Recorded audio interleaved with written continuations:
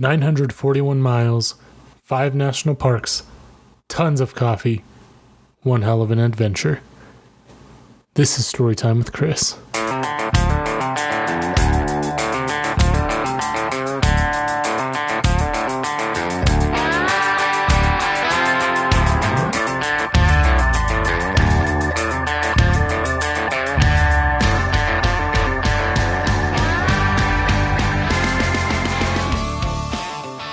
Today I'm taking you on an audio and visual journey through a solo trip that was really impactful on my life. On this trip I went through this self-transformation, kind of based off of everything that was going on in my life.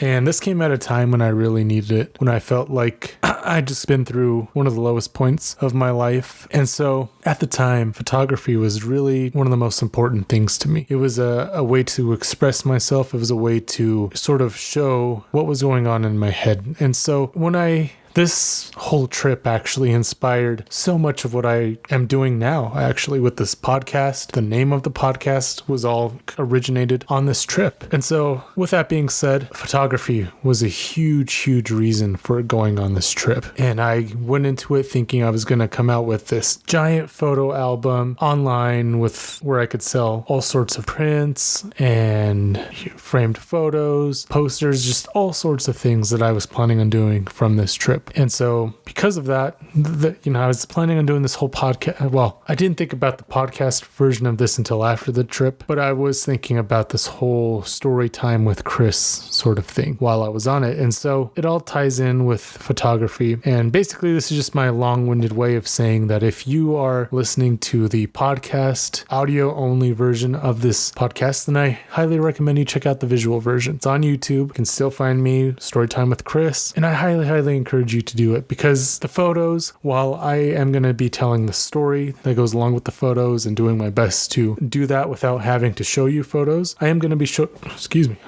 showing you photos. And so I highly encourage you to check that out if you are able to. Anyway, that was pretty long-winded. I didn't have to get into all that detail, but I did. So let's jump right into the story. For years, I dreamt of visiting all 5 national parks in Utah on a road trip. This is something that many people have done. And with social media sites like TikTok, Instagram, there are many different guides on how to do it. There's information on campsites, hotels, attractions, trails, driving guides. Everything you need to know is right at your fingertips. But I didn't want to do that. For this trip, it was really for me. It was my solo trip, and I wanted to do it my way. And my way was to essentially not have any plan. Well, I did have a little bit of a plan. I had like a skeleton of a plan, but not a full on day 1 itinerary, day 2 itinerary, day 3 itinerary. Essentially, I had these main ideas, but I wasn't sure when I would do those main ideas or how that would all work out for the most part. And I know for some of you who are planners, that might give you some anxiety, but kind of based off this trip, it made me, going forward with future trips with myself, with friends, with my wife, my family, it kind of shaped the way that I plan these things, how I plan itineraries. And it's pretty simple to me, at least. And this might give some people anxiety. Some people might enjoy it this way. Some people might, I don't know. There's all sorts of different ways that people like to plan and not plan their trips. Essentially, my ideal trip, whenever I plan one, is to have sort of a few main attractions, restaurants,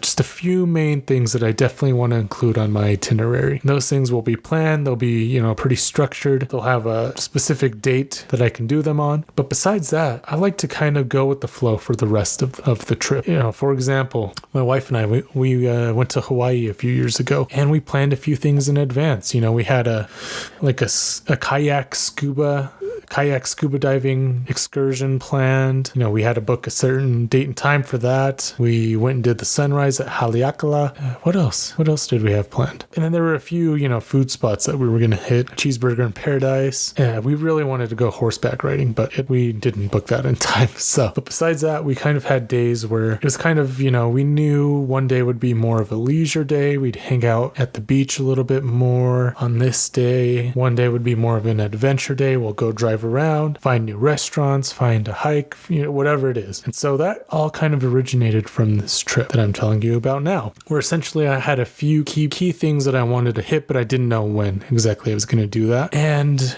kind of the whole point of this trip for me was to hit all 5 national parks. And so the only research I really did was finding the most efficient way to get from point A to point B to point C, from home to the first park to the second park to the next park. Essentially, that was it. There was one day where I did plan a hotel stay so I could shower, I could edit photos, and essentially just kind of have a reset in the middle of this, because I was planning on doing a lot of tent camping. And boy, that was tent camping was an experience on this trip, partially because it didn't happen the first night when I was planning on it happening, but we'll get into that later. To sort of give you what my idea was for this, I was planning on going to Zion National Park, and while at Zion I would do some hikes. Wasn't sure which hikes I would do, but I just knew I wanted to do some hikes there, because Zion's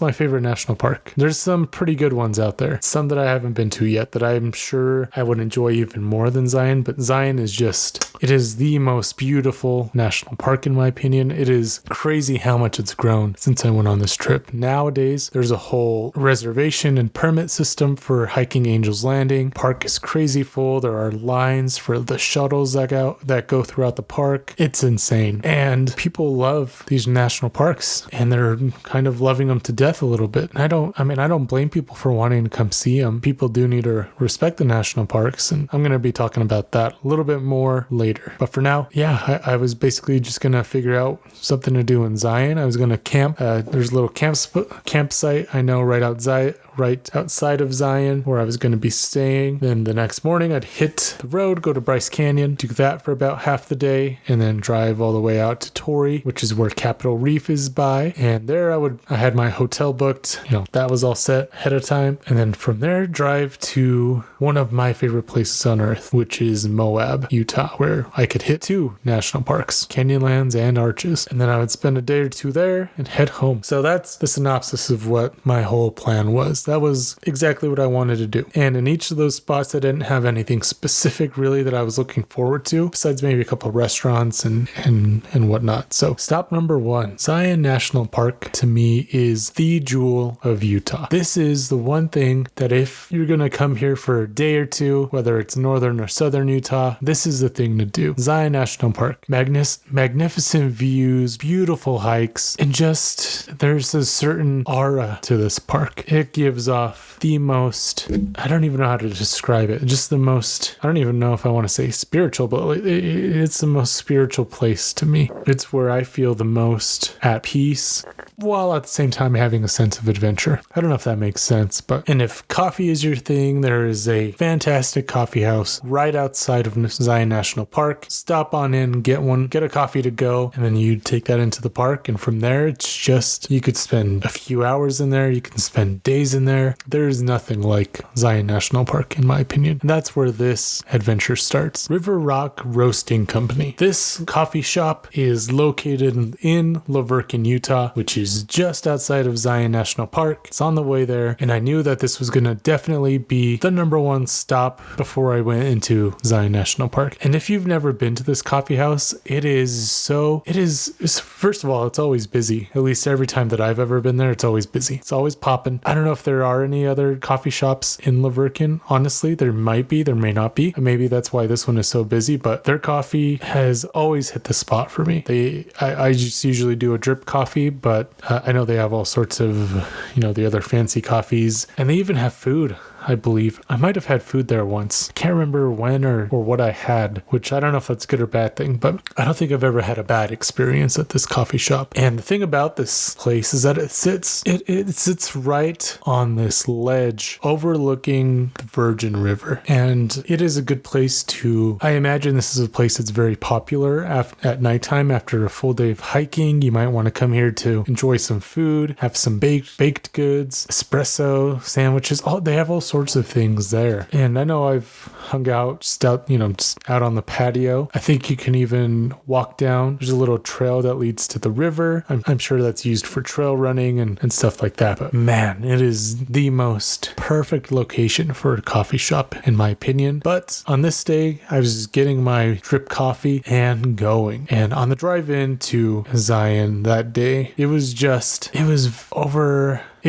cloudy. It was very cloudy with dark clouds. Looked like it was going to be a pretty stormy day. And going in, I didn't really know what my plan was. I kind of drove through the park a little bit, had some of my coffee, and maybe, I don't think coffee gives you, this is probably more of a placebo effect for me. I've always found that when I drink coffee, I have my best productivity, I have more creative ideas, I think outside the box a little bit more, and I'm just a little bit more in tune with myself. And so I had this little inkling that may have been pushed on by this coffee. And this is something that you can't really do anymore. It's just not usually possible due to the whole reservation system and permit system needed in Zion National Park. But I decided that I wanted to do Angel's Landing. I had done Angel's Landing before. I did it with some friends a few years before this. And so I knew that it's a pretty strenuous hike. For those of you who have never done Angel's Landing, first of all, I don't recommend doing it in the summertime. It is miserable. The sun, there's hardly any shade leading up to the most difficult part of the hike, which is Walter's Wiggles. Actually, that's a little misleading. When you go from the trailhead to right before Walter's Wiggles, there's a little area where there's some shade, and during the summer, that shade is just everything that you need. But anyway, that's besides the point. I parked my car near one of the shuttle stations, and I took a few photos just of the shuttle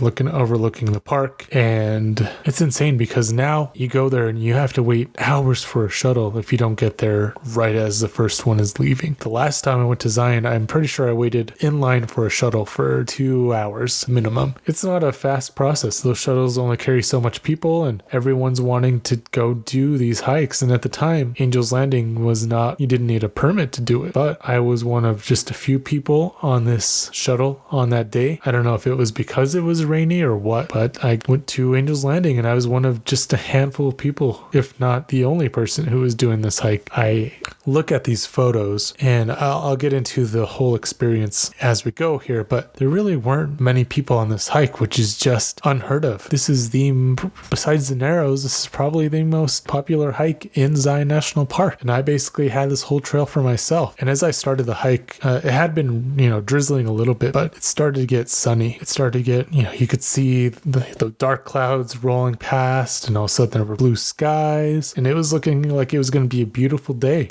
The paths were all muddy. You could see footprints from other people, but I had a good feeling that this was the most perfect time to do this hike because there was no heat. It was pretty cool, chilly, but the sun was going to start coming out, and maybe not heating it enough that I would burn up out there, but enough that it would be comfortable. And man, normally Zion, in my experiences, has been pretty dry. It's been in the middle of the summer, with the sun beating down on you, just a dry heat. But it was very humid this day. And that feeling you get when it rains, you can feel the humidity, everything smells better, all the plants are letting off scents, the flowers look more vibrant. That's exactly what was going on. And at the same time, the sun was starting to creep out a little bit. And I just felt like this was the exact perfect time to do this hike. I kept going, and I wish I would have timed this, but I felt like I just kind of cruised through this hike. It's a pretty strenuous hike. For a while you just walk along a pretty steady incline before you get to Walter's Wiggles. And if you don't know what Walter's Wiggles is, it's a series of switchbacks that basically goes straight up the side of a mountain. It is insane. Like when you look at pictures of it, it's like, man, that it sort of takes away from it sort of takes away from the natural feel of Zion National Park. But it's a challenge, and a lot of people say this is the most difficult part of this hike. I honestly don't think that this is that bad, which is insane. Like when you look at pictures of it, when you walk up to it for the first time, you're like, man, this looks crazy. But to me, it's when you do this hike during the heat, when the sun is bearing down on you, it's that whole lead up to this part to me that is the most difficult. And then once you get to Walter's Wiggles, you just have to turn it up, put it in cruise control, and just kind of hit it straight on, hit it head on and get past it. Once you do that, to me, the rest of the hike is just a piece of cake, honestly. I don't know if anyone else feels that way, but to me, it has always felt like the lead up to Walter's Wiggles is the worst part. Walter's Wiggles, if you just have to get through it really fast. Maybe that doesn't work for some people. Maybe that is awful advice. I'm not a professional. Do it at your own pace. But that's how I did it that day. I just kind of cruised through, and I got to that first little section before the final stretch of Angel's Landing. If you've ever done Angel's Landing, you know exactly what I'm talking about. You get up past Walter's Wiggles and you go up that first stretch and you think you're at the very top, but you realize, oh, there's a whole other section coming. And that first area where you have chains to hang on to. Like I said, it had been raining on and off this whole time, and I had pretty decent hiking boots, nothing crazy. But the first step I took, I grabbed onto the chain, I took a step, and my foot slipped.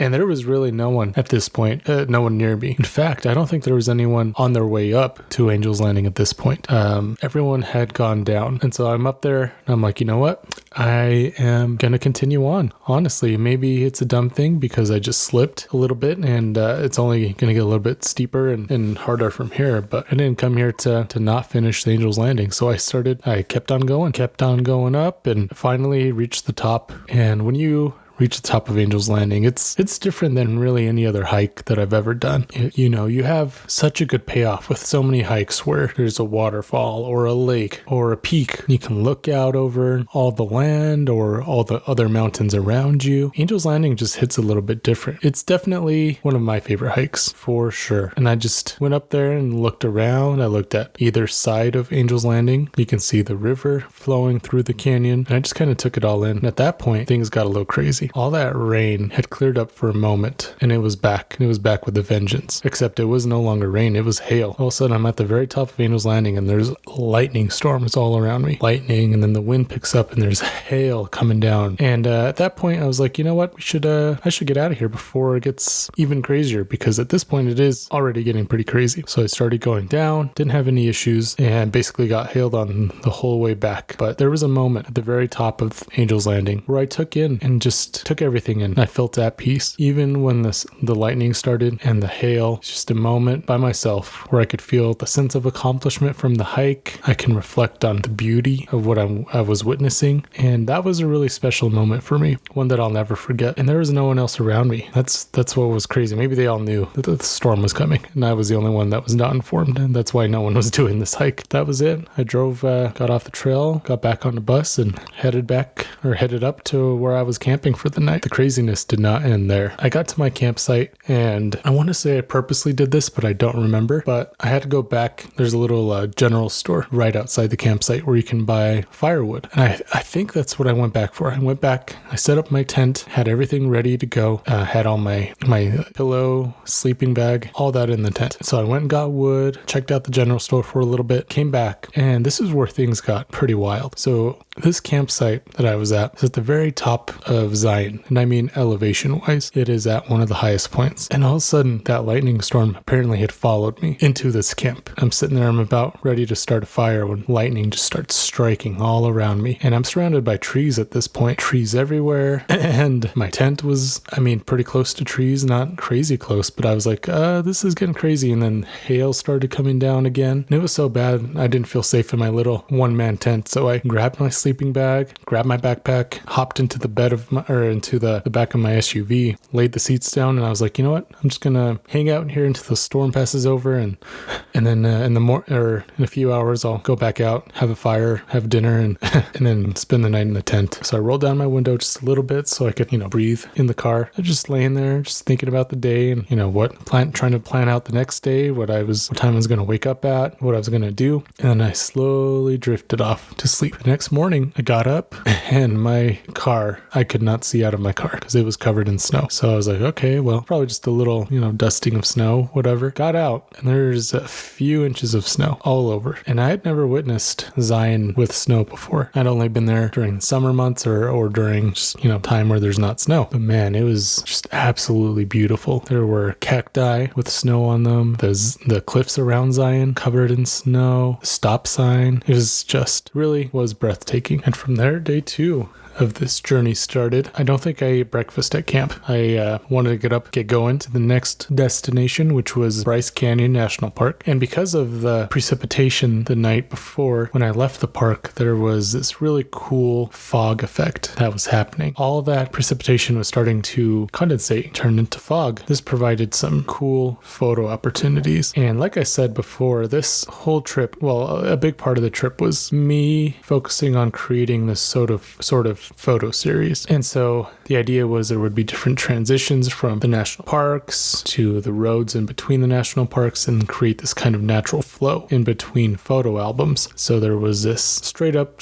I took this photo of the road with the fog coming up. There might have been a few cars in the distance. And then from there, the next photo is one of a road, but it's sort of askew. And this photo, or these next photos, are from that road leading from Zion to Bryce Canyon. To this day, I still haven't really hiked around Bryce Canyon National Park. It's a shame because I've been there maybe more times than any other national park. And each time I've only kind of done the scenic drive. I've never spent that much time inside Bryce Canyon National Park. And that was the case on this journey as well. However, this time I had a little bit more of an excuse. I was thinking about doing some hiking. However, that snowstorm that had just hit Bryce Canyon as well. So although I didn't have the gear to go hiking and I knew I wouldn't be able to do that, the whole experience there was just something else. I'd never been there after the snow hit, and it's otherworldly. If you've never had the opportunity to go to these national parks after a snowstorm, then I highly recommend it. It was unlike anything I'd ever seen before. On the drive in, throughout the whole drive in the park, and I wasn't able. There's a road that closes during the winter in Bryce Canyon National Park that I've still never been on, either because I'd never had the opportunity to take that road or because of snow and it was closed. So that's something that's on my bucket list, is just explore Bryce Canyon a little bit more. But the photos, and there aren't very many from Bryce Canyon, were all just, in my opinion, some of my favorite photos ever. In fact, one of them I named after one of my favorite treats that we ate in the Boy Scouts growing up. Every scout camp we had this. Someone would make it in their Dutch oven. They'd pop out the ice cream. And when I took this photo, when I snapped it, I was like, man, I know exactly what I'm titling this photo when I go home and, whenever I get it processed. And it was Peach Cobbler. To me, it was just the perfect name for this photo. Kind of looks like it. The snow is the ice cream. The canyon itself is the peaches and the cinnamon. And still, to this day, one of my favorite photos ever. This is one that I'd like to get blown up and frame, or either blown up and framed or something. But I did sell a few copies of this on metallic photo paper. It pops and it is absolutely beautiful. I've put it on mugs. And then the rest of the photos were pretty good too. But like I said, I just didn't spend very much time in this park. Just a quick in and out. And I was on the road again. And this road is actually one that I was really looking forward to taking. However, before I fully hit the road, I had to make a quick stop because I hadn't eaten. I don't think I had dinner the night before. I didn't have breakfast that morning. I might have had some snacks. Besides that, I didn't really eat. So I really felt the need to have something, at least a coffee. And there's this little coffee shop right outside Bryce Canyon National Park. It's on Highway 12 on the way to Capitol Reef. And the coffee shop is called Bryce Canyon Coffee Company. Simple. I had a cinnamon something muffin, like a cinnamon crunch muffin. So good. But we were on the road again. Well, I was on the road again down Highway 12. A coworker had told me about this road. She mentioned that this is just one of the most beautiful scenic drives. And if I have the opportunity to do it on this trip, I absolutely should. And I did. And man, she was absolutely right. This drive, out of any other drives on this trip, this one was just hands down the most stunning. You could see there were forests of trees, some of them dead, some of them still alive. The greenery and the snow. There were some red and orange rocks over in the background. I believe the LaSalle Mountains way off in the distance. And the natural colors that came from these photos was just, it's not always where you get to capture like a rainbow full of colors in a photo. It just doesn't happen. Usually you have, a few main colors, but on this drive, there were multiple moments where you could see all sorts of colors, from the mountains to the trees to the red rock to the snow. I enjoyed every moment of it. Even a few of the photos were taken just outside of the coffee shop. There's some beautiful trees, had some blooming flowers on them that had just got hit by the snow. There were some buildings that looked pretty interesting, and it was such diverse landscape, from the orange deserty kind of rock to mountains and forests off in the distance and lakes. There was I swear, I thought there was a bear. And I got out of my car and I quickly ran and snapped this photo. And I'll let you be the judge, but if you were just glancing in the direction of this, I think you would see a bear too. Like there's the snout, the head, an ear, an arm, backside of the bear. You can't look at that photo and not say that doesn't look like a bear. Straight up. And that's why I stopped, because I thought it was a bear and I ran out to take a photo, and yeah, it was just a rock with some moss on it. But yeah, I can't even describe how. This is definitely one of the coolest drives I've ever been on. Highly, highly recommend it. If you're going from Capitol Reef to Bryce or vice versa, absolutely take Highway 12. And then there's just this big rock formation out in the middle of Highway 12. If you ever go down it, you can't miss it. It's there. And that basically led me all the way to Capitol Reef. Before you head into Capitol Reef, there's a little town called Torrey. And this is where I booked my hotel for this stay. The reason why I booked a hotel instead of camping was because I wanted an opportunity to shower.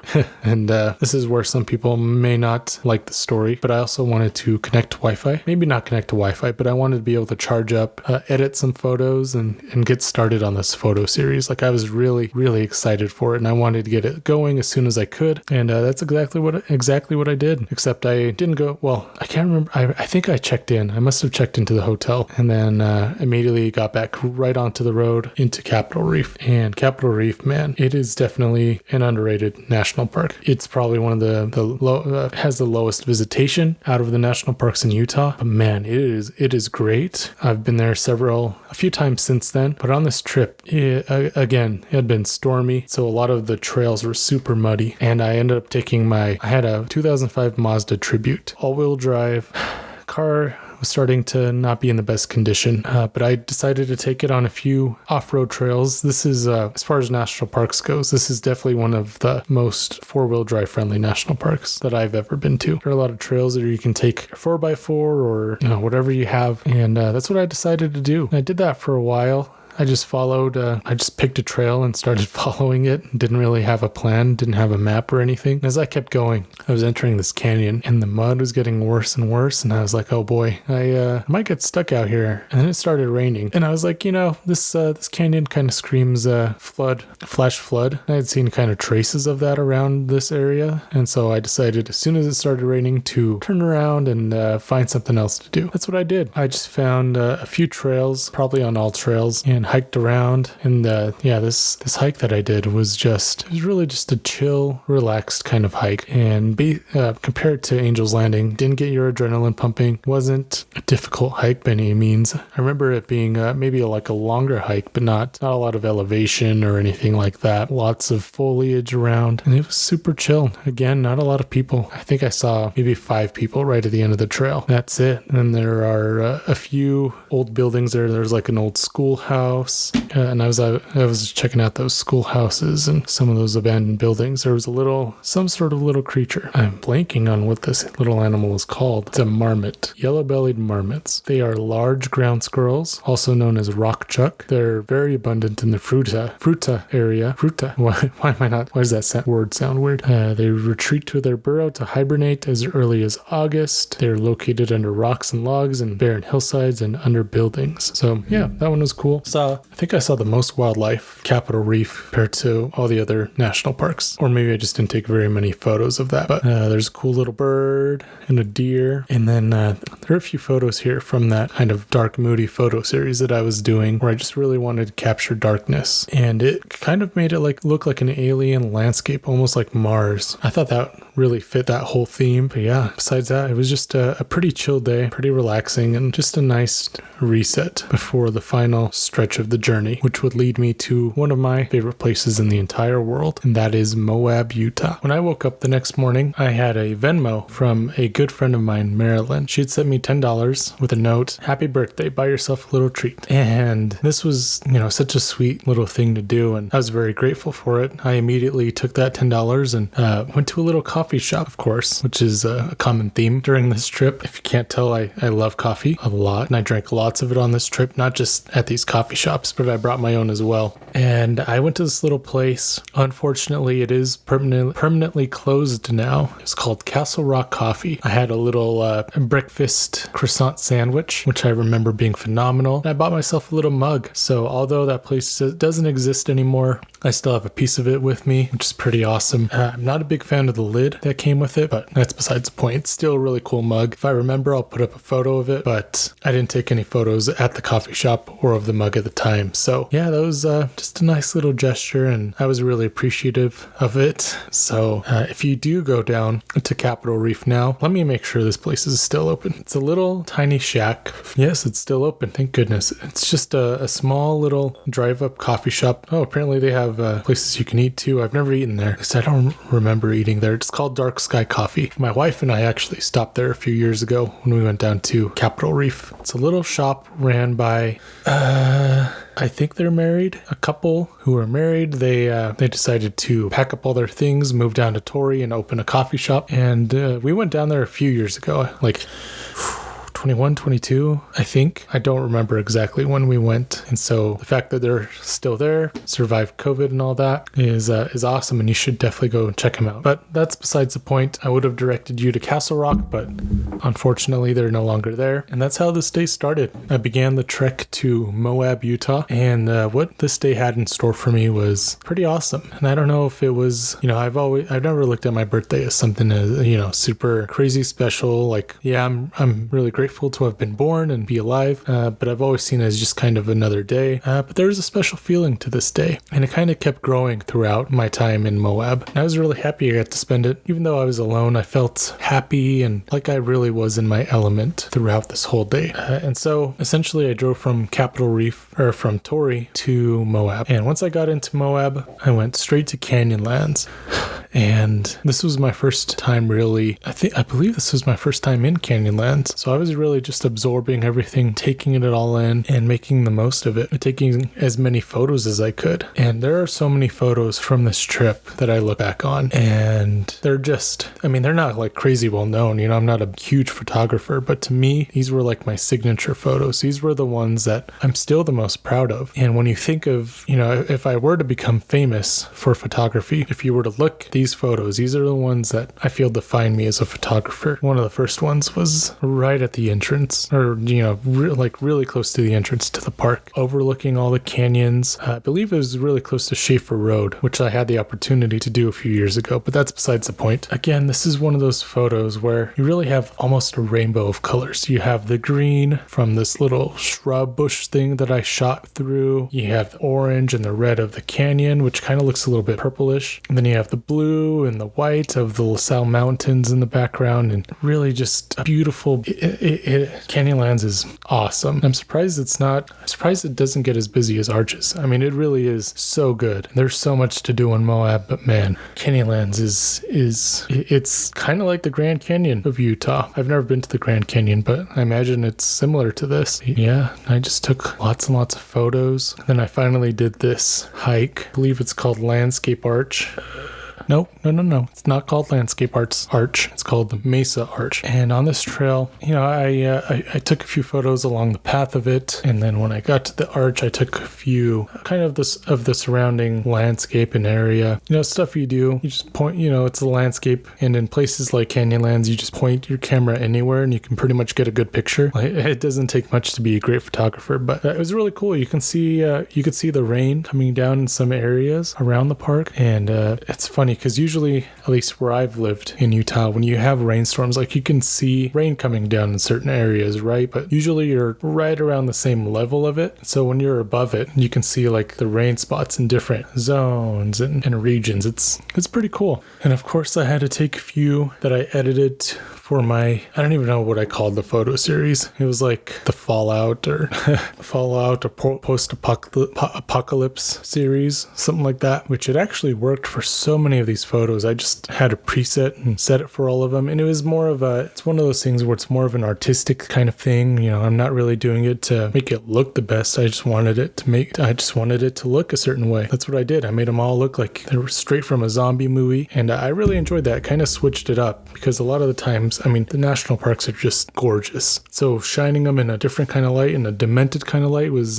pretty cool to me. You may not think so. Maybe these are horrible to you, but I enjoy them, and that's all I care about. But as I was sitting there taking these photos, there was a moment. And this trail was crazy busy. There were a ton of people. There's there's a little rock, and maybe if you ever go there, you'll be able to spot this rock. I can't remember if it was obvious or not, but there's a little rock with a little bush in front of it. And I remember sitting here and I was like, I have this photo framed up perfectly. It's exactly the way I want it to be. The only thing is there are people in the way. Lots of people. Kids, tourists, hikers, just everyone you can think of. It seemed like they were at this arch. And so I kind of crouched down on this rock. Probably looked pretty sus. I probably looked like a weirdo doing this, but I crouched down on this rock. And I kept pointing my camera at the same spot, making sure I had the frame perfect, exactly the way I wanted it to look. And finally, there was a moment after waiting for, it felt like half an hour at least, but I honestly don't know how long I sat there on that rock. There was finally a moment where everything cleared off. There were still people around, but they had cleared out of my frame. So I quickly snapped the photo, and that's how this photo came to be. Like I said, so many of my signature photos came from this trip. This one, every time I look at it, it looks to me like an eyeball, or not an eyeball, but just an eye, like an eyelid. Maybe you see it too. And that's why this photo is called Nature's Eye. It was snapped at a just perfect moment because it had started raining. You can kind of tell in the photo, but it started raining a little bit off in the distance and around the area, but there was a little tiny opening where the sun was shining through directly onto these rocks here in the background. And you can kind of see the light trail and the light hitting those rocks if you look closely at this photo. And it was just a moment where, as a photographer, sometimes you get lucky. Sometimes you do have to have some patience, which for me, I'd consider myself like a guerrilla photographer where I go out and I just snap photos. I try to be fast, just try to get it over with and done. And so the fact that I was patient and waited for this one and it all just kind of came together, that's why this photo is forever going to be one of my favorites. And I used to sell prints and a few mugs with this photo on it. I'd consider bringing it back, but just never was really successful with that as much as I wanted to be, at least. I sold a few here and there, but nothing crazy. This photo is one that I look at and I always feel very proud of it because there is so much more to the photo than just the photo. There's a whole story behind it. There's a whole waiting forever for people to clear off and then the sun shining through at the perfect moment during this rainstorm. It was just awesome. And the day just kept getting better and better. I kept driving through the park and there were so many cool, just kind of mini photos, some that may not be, hung up in a gallery or anything, but just some where, I shoot through and you can see this awesome rock formation through some of the shrubbery and through the cacti. Well, there's one off clear in the distance that is just popping with color. And then the rain, of course, was creating this awesome natural effect. And that was my time in Canyonlands. Oh, and of course, can't forget this one. There was did I ever do anything with this? Oh, I did. There's a crater. Let me see what it's called. The Upheaval Dome. The Upheaval Dome is approximately 3 miles across and the rock layers are dramatically deformed. This is coming straight from the NPS website. In the center, the rocks are pushed up into a circular structure called a dome or an anticline. Surrounding this dome is a downwarp in the rock layers called a syncline. What caused these folds of the Upheaval Dome? Geologists do not know. There are two main theories. There's a salt dome theory and the impact crater theory. And this was the first time I ever did a panoramic, I cannot say that word, panoramic photo with my camera. I didn't use my phone or anything. I just took my camera and took a bunch of photos and put them together later in Photoshop. And that was really cool. It was kind of an underrated part of this whole thing. One that I don't think about as much as I think I should. But it's really cool because it's like Canyonlands and arches. You can expect a lot of similar things, right? You can expect arches. You can expect rock formations that are all kind of weird and janky. But there are multiple of those. Like there aren't a lot of outliers. And this one is an outlier. This one is just completely different from anything else you can see in Moab because they don't know exactly what caused it to look like this.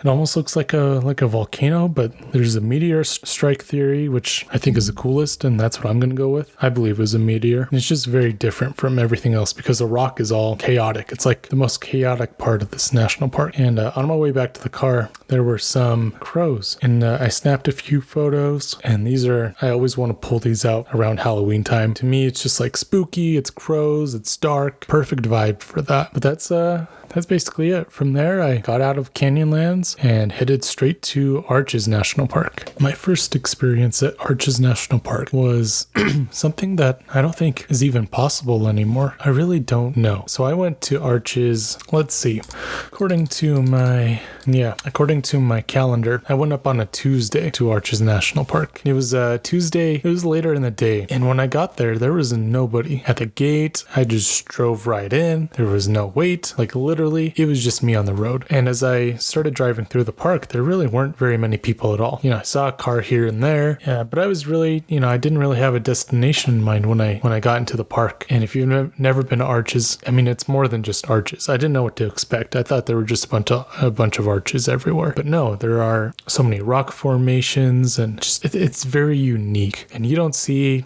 this anywhere else. Just crazy things. And to think that this was all made from a lake or from rivers and rainfall, it's just crazy to imagine what this place would have looked like thousands and thousands of years ago. But there are all sorts of landscapes, and it is just, man, the preservation of these national parks is so important, because you don't find stuff like this anywhere else. There's a reason why these places are national parks. It's to protect the beauty of them, to protect they're all natural. It's all Mother Nature, right?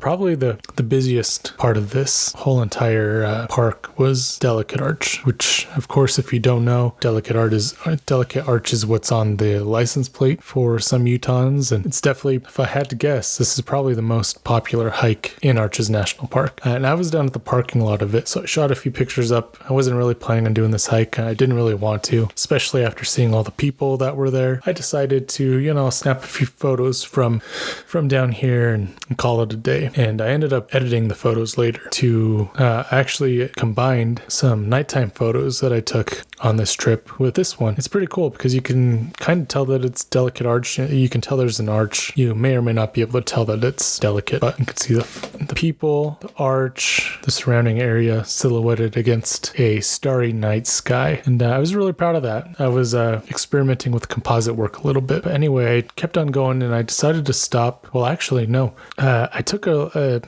road because I saw this off in the distance, and I wanted to go up this road to try to get a wider angle of it. And again, this is one of what I would consider my signature photos, and I called this one Rainbow Road.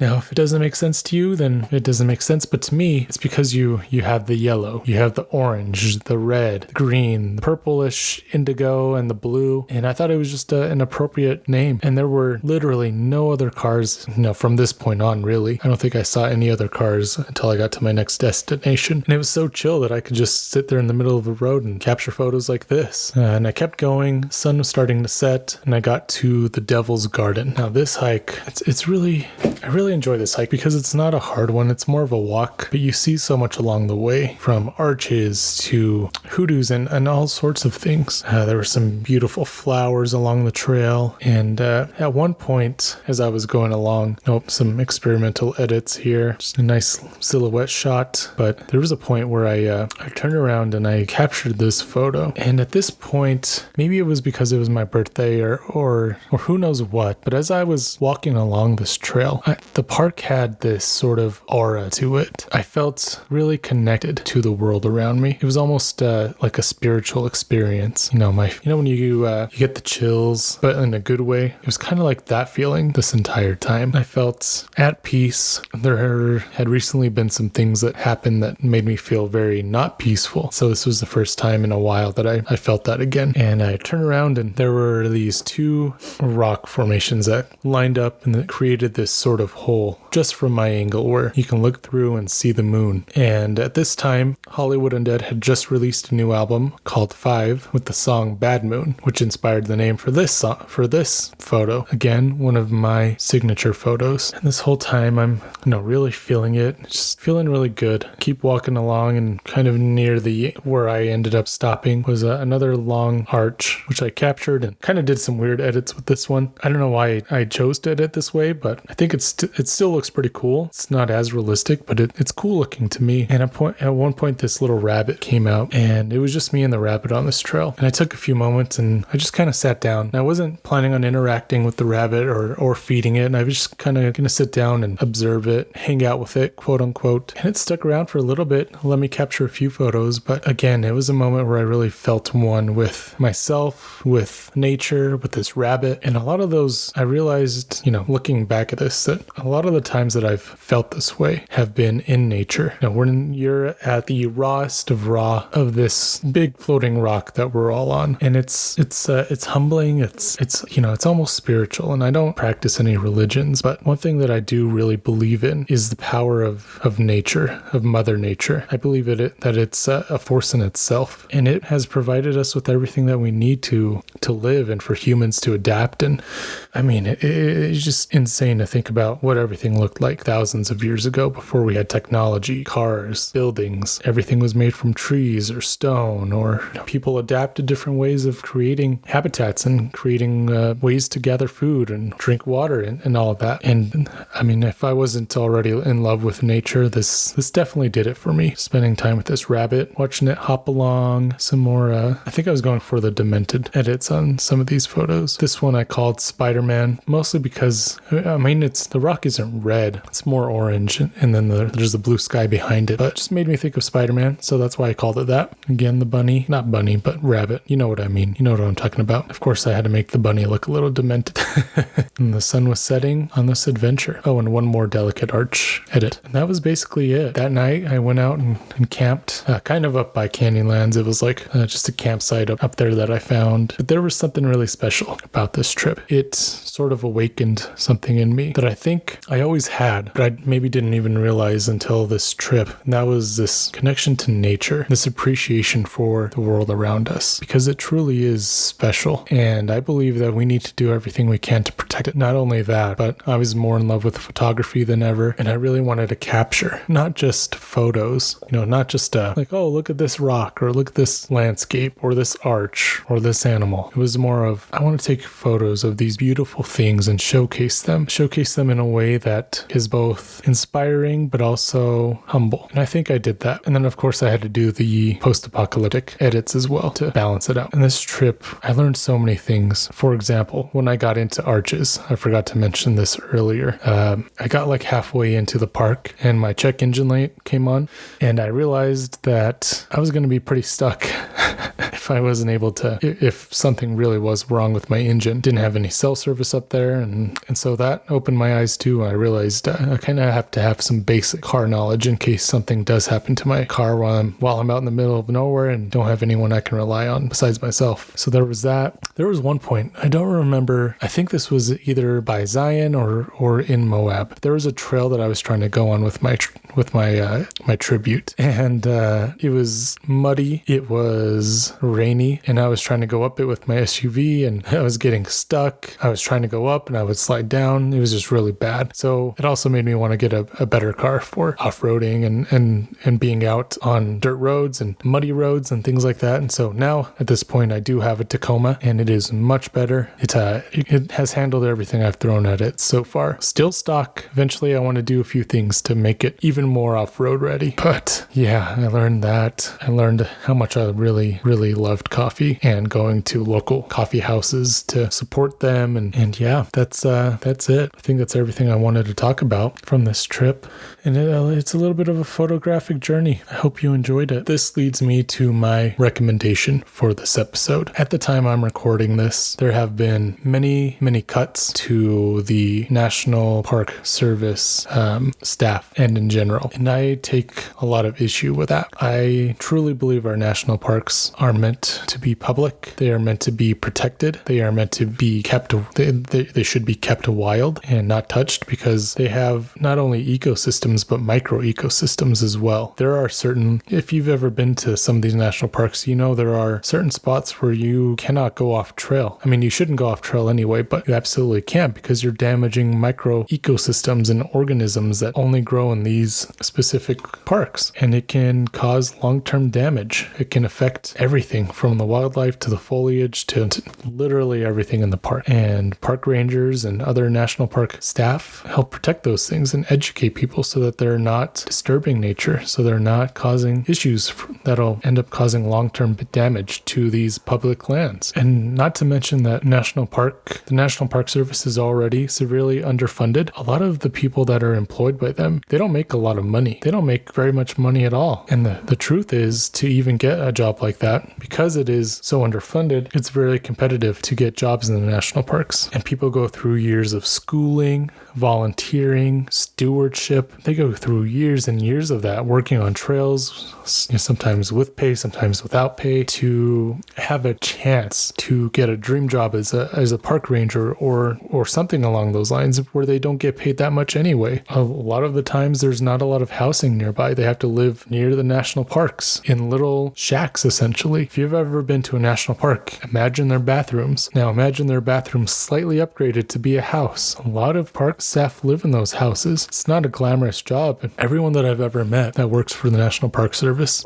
or, adjacent to that truly has a respect for nature, a love for nature, a desire to educate people and protect our public lands. And so that's why I'm recommending that you take a stand for the public lands, the national parks. You can write letters to your local state representatives, to your, there are some Instagram accounts that I follow. Outdoor Alliance is just one of a few. That's kind of been the main one that I've been going to. So I highly recommend checking out the Outdoor Alliance. They have a pretty cool tool where they have a letter that you just copy and paste, or you just send it straight from the website. It goes to your local representatives asking for any fired staff to be reinstated, and it urges our leaders, quote unquote, to take a stand for the national parks and for public lands, because there is a strong push to shrink national parks, national monuments, including Dinosaur National Monument is one that is on the short list for being downsized. Bears Ears was already downsized by Trump, and then President Biden went in and reversed that. It's all making room for drilling, for natural resources,